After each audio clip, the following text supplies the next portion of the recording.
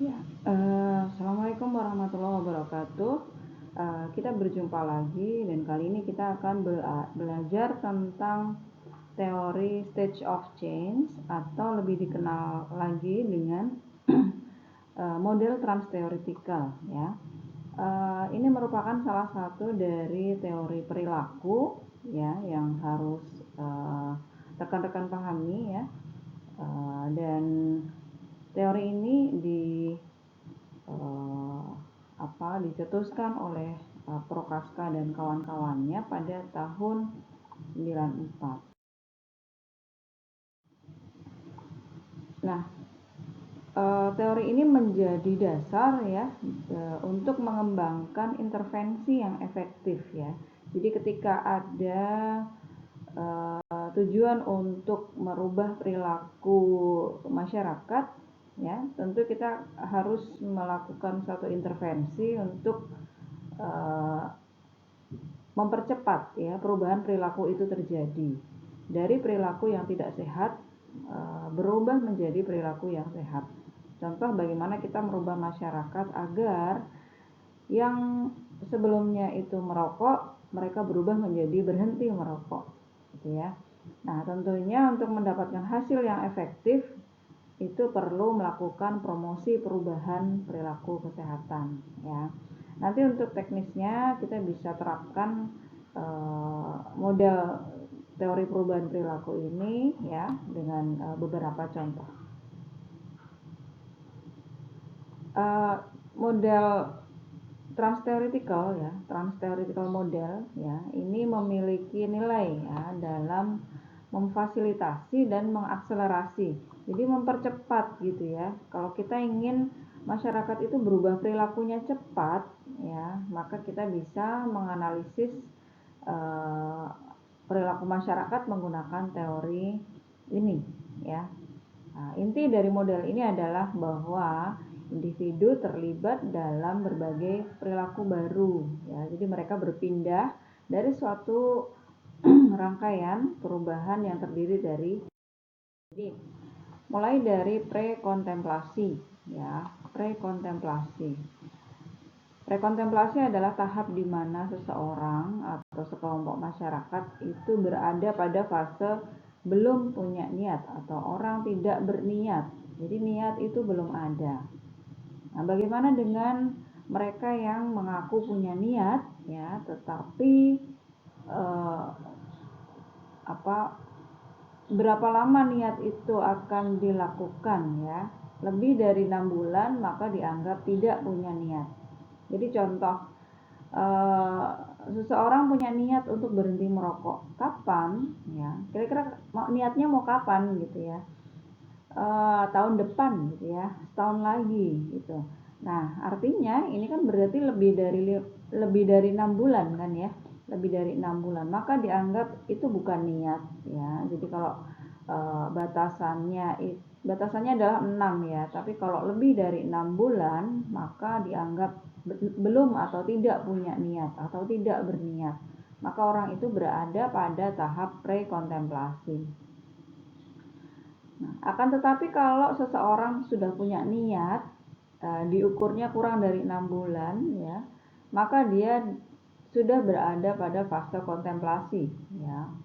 Seseorang atau sekelompok masyarakat sudah berniat untuk berubah perilakunya. Saya mau niat berhenti merokok. Kapan? Bulan depan atau 2 bulan yang akan datang ya. Jadi intinya adalah kurang dari 6 bulan dia punya niat untuk berubah perilaku, maka dia sedang berada pada fase kontemplasi. Nah, kemudian setelah itu ya, tahap berikutnya adalah tahap persiapan.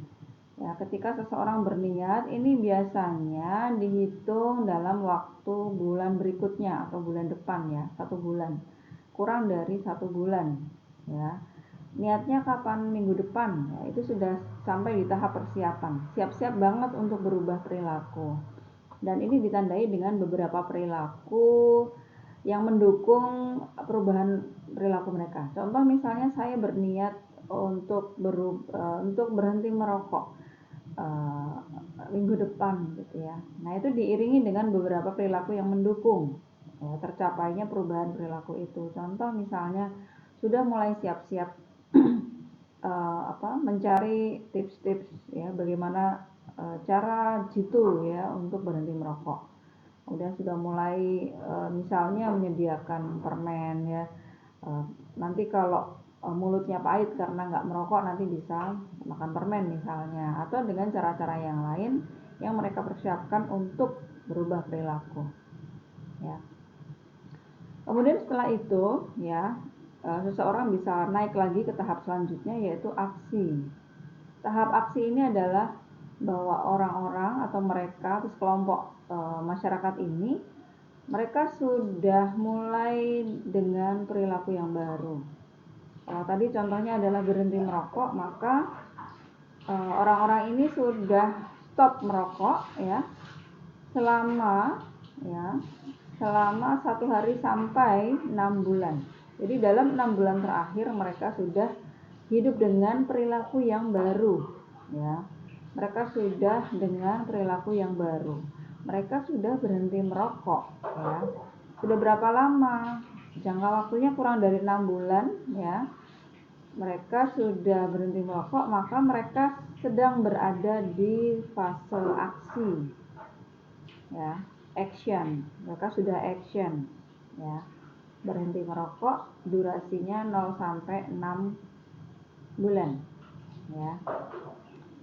Nah, setelah itu kalau seseorang sudah berhenti merokok atau sudah dengan perilaku yang baru, kira-kira 7 bulan ya, atau lebih dari 6 bulan ya. Oh, berarti ya dia sudah berada di fase pemeliharaan.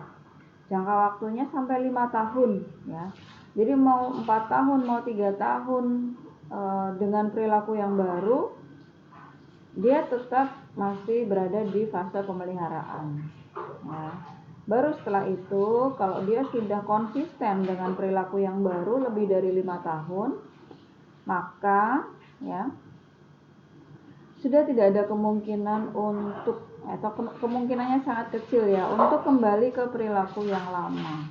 Jadi untuk balik relapse jadi perokok lagi itu kemungkinannya sangat kecil. Jadi teman-teman, kalau kita ingin masyarakat konsisten ya, istiqomah gitu ya. Jadi konsisten dengan perilaku yang baru, perilaku yang lebih sehat ya. Nggak balik-balik lagi ke perilaku yang lama, nggak relapse, maka kita usahakan 5 tahun ya, 5 tahun mereka hidup dengan perilaku yang sehat gitu ya. Memang ini suatu effort yang yang keras ya, dan challenge ya, ini tantangan bagi tenaga kesehatan untuk berjuang ya, melakukan komunikasi perubahan perilaku. Nah, dari tahapan ini ya, teman-teman bisa aplikasikan ya suatu saat nanti ketika bertugas sebagai petugas kesehatan, maka ya dalam melakukan komunikasi perubahan perilaku atau bahasa gampangannya penyuluhan lah ya. Kalau mau penyuluhan itu kita harus tahu sasaran kita itu mereka sedang berada di tahap apa. Ya, itu harus diketahui dulu. Kenapa? Kalau bisa salah informasi, maka informasi yang kita sampaikan itu nggak akan sampai. Contoh misalnya, kalau masyarakat kita sudah sampai ke tahap aksi, ya, mereka itu sudah berubah perilaku, cuman masih baru-baru gitu ya, newbie gitu ya. Nah, dan kita nggak tahu kalau mereka sudah sampai di tahap itu, ya, karena kita nggak ngukur. Nah, tiba-tiba kita penyuluhan ke mereka, isinya adalah pengenalan tentang perilaku itu ya. Jadi contoh misalnya, mereka itu sudah berhenti merokok kurang lebih sekitar 1 tahun ya. Tapi karena kita tidak melakukan analisis situasi dulu, kita langsung masuk ya, kita langsung masuk penyuluhan ke mereka. Kita sampaikan tuh, rokok itu berbahaya bapak-bapak ya. Kandungan rokok itu ada nikotinnya, ada tarnya, ada CO-nya, dan seterusnya yang berbahaya bagi kesehatan. Ya, Dan merokok itu bisa mengakibatkan kanker, gangguan pernafasan, ya, obstruksi paru-paru, apalagi gangguan jantung, impotensi dan seterusnya ya. Ketika kita menyampaikan informasi itu menjadi nggak tepat ya, nggak tepat. Kenapa? Nah, karena mereka sudah berhenti merokok meskipun mereka baru 1 tahun ya. Ya kan jadi salah, aneh gitu ya. Jadi mereka yang disuruh itu, hello, saya sudah tahu mbak gitu ya. Saya sudah tahu tentang itu, makanya saya sudah berhenti merokok selama 1 tahun ini gitu. Jadi akan zong gitu ya. Itu kenapa ketika kita mendekati masyarakat, ketika kita melakukan komunikasi perubahan perilaku, kita perlu mengetahui ya, sasaran kita itu ibaratnya itu gelas ya. Apakah mereka itu gelas yang sudah penuh, gelas yang setengah penuh, atau gelas yang kosong? Oke, kalau misalnya gelas yang kosong berarti bolehlah kita berikan informasi secara utuh gitu ya. Apapun tentang tentang suatu penyakit, tentang akibat dari perilaku ya. Perilaku tidak sehat akibatnya apa, semuanya kita sampaikan SOK ya, mulai dari nol gitu kan. Nah, itu kalau posisinya mereka itu gelas yang kosong. Tetapi kalau mereka itu sudah setengah penuh, ya kita jangan sampaikan informasi yang mereka sudah pahami ya, kecuali memang tujuannya hanya untuk refresh, mengingatkan lagi ya. Dan itu pun bukan kita yang memberitahu, tapi kita coba fasilitasi, tanyakan, masih ingat nggak Pak ya, tahu nggak sih bahaya merokok? Mereka menjawab ya. Jadi berbeda tekniknya. Bosen orang dikasih tahu, tapi mereka itu sebenarnya sudah tahu, itu mereka akan bosen ya. Sama halnya coba kita terapkan pada diri kita. Kalau kita sudah tahu tapi kita diberitahu, rasanya bagaimana ya. Jadi ini menjadi hal yang kurang efektif ya. Nah, sehingga teman-teman, kalau kita mau mengintervensi masyarakat atau sekelompok masyarakat, kita harus tahu dulu mereka apakah sedang berada pada kontemplasi atau prekontemplasi, atau jangan-jangan sudah aksi, atau bahkan mereka sudah sampai tahap pemeliharaan ya. Jenis intervensi atau informasi yang diberikan, disampaikan pada saat kita melakukan komunikasi perubahan perilaku itu berbeda-beda gitu ya. Kalau mereka sudah berada pada tahap aksi, kita nggak perlu kenalkan lagi bahaya merokok apa, tetapi kita dorong agar perubahan perilaku yang sudah mereka lakukan selama 6 bulan ini dilanjutkan, kalau bisa sampai 5 tahun ya. Kita motivasi, kita buatkan time schedule, kita ajak untuk berkomitmen atau apapun caranya, tapi intinya adalah untuk menaikkan level atau tahapan mereka agar sampai ke tahap pemeliharaan. Lebih bagus lagi kalau sampai lebih dari 5 tahun ya, lulus khatam gitu ya. Nah, itu lebih bagus ya. Jadi inilah ya beberapa gambaran ya, bagaimana kalau kita melakukan komunikasi perubahan perilaku ya, dengan menerapkan teori ini. Dan ini penting ya, dan harus dilakukan ya. Siapapun yang mau penyuluhan, please ya, ketahui sasaran kalian itu berada di tahap mana. Baru kita buat materinya ya, materi apa yang perlu kita sampaikan ke mereka yang sedang berada di tahap kontemplasi ya, tahap persiapan, tahap aksi, itu beda-beda materinya ya, beda-beda. Kita sesuaikan dengan kebutuhan mereka.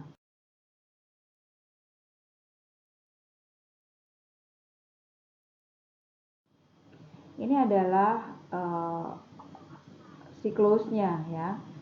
Orang pasti akan masuk dari prekontemplasi. Awalnya tidak punya niat ya, kemudian lama-lama akan menjadi punya niat, terus dan di masa ini dia bisa temporary exit, bisa saja dia berubah, nggak jadi gitu ya. Jadi niat-niatan tapi nggak jadi berubah perilaku, itu sangat mungkin. Nah, tapi kalau dia tidak keluar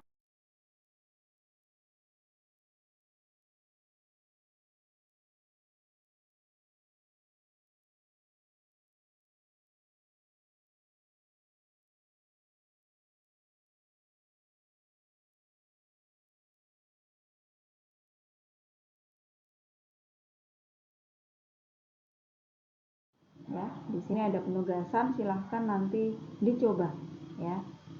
Dicoba untuk dikerjakan. Kalau ada yang belum jelas, ada pertanyaan, bisa menghubungi kami di WhatsApp, melalui WhatsApp, atau tulis di kolom komentar ya. Terima kasih, semoga bermanfaat, dan sampai ketemu di lain kesempatan. Assalamualaikum warahmatullahi wabarakatuh.